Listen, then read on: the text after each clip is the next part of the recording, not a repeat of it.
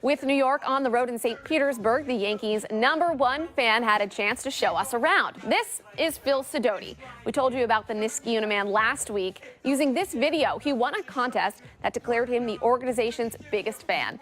And that earned him and his family the VIP treatment at last Tuesday's game.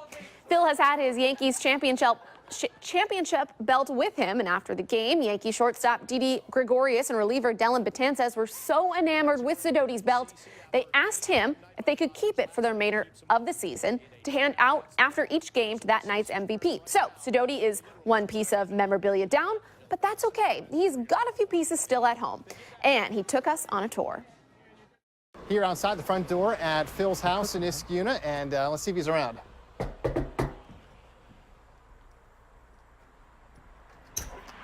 There he is, the #1 Yankees fan. Doing, man? I'm good. good. To see you. Good to see you. Congratulations on the title. Thank you very much. I'd like to see everything the house has to offer, including Sure Monument Park, but I think you have something in the backyard, Yeah, right? let's go out the back. Come on, guys, let's show you. Perfect.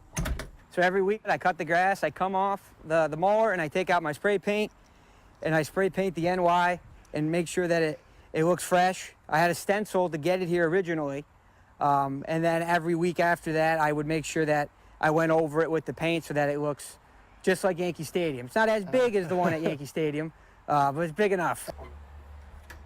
All right, so come on in. I'll bring you upstairs. Okay. I'll show you the original Monument Park that I was talking about, and then we'll go down into the basement. Perfect. Welcome, Yankee fans, Sox fans, please use the rear door. So obviously, Red Sox fans are not welcome in this room. But you walk in. On the right here, I've got the retired numbers for the Yankees. This mimics the wall that they have out in left center field. On this wall here, I honor some of the legends. I've got Thurman Munson, Babe Ruth. I have a picture there of George Steinbrenner and Reggie Jackson and Billy Martin. When my son gets a little older and he moves into this room, he won't have to change very much other than put a bed in here because he's going to be hopefully as diehard as a fan as I am. But I'm guessing his nursery probably has some Yankees gear hanging up too, right? Absolutely. Let's take a look in the nursery. So this is my son's nursery that my wife and I designed. On the wall, we have his name, Philip Daniel, named after my father and my father-in-law. And in the logo mimics the Derek Jeter retirement patch, so there's always a little bit of symbolism. I'll bring you guys down to the basement, and I'll give you the grand tour of Monument Park. Let's check it out. All right. So I'm going to bring you down to the Monument Park, but before I do that, I want to introduce you guys to my wife and my son. This is my wife, Gina. Hi, Gina. High school sweethearts. We've been together since we were 16 years old. And we got married 4 years ago, and we just had our son, Philip Daniel, in July 29th.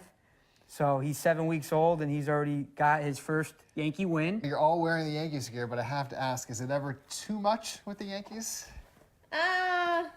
Maybe a little bit, but no, she's lying. She's lying.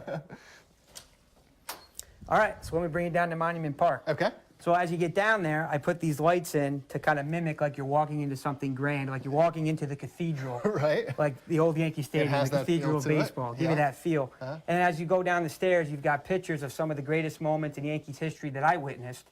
For example, the Derek Jeter dive into the stands, the last game in the old Yankee Stadium with Jeter saluting to the crowd, Tito Martinez's home run in 2001 World Series, and then the bats here as the railing. And every time you walk down the stairs, it plays the theme song to the Yes Network. No kidding. So as you're admiring the pictures and looking at Scott Brocious and Tino Martinez and Paul O'Neill, you can kind of hear the Yes Network theme. And, you know, it's a pretty cool thing. It just keeps going and going, though, so you got to keep walking.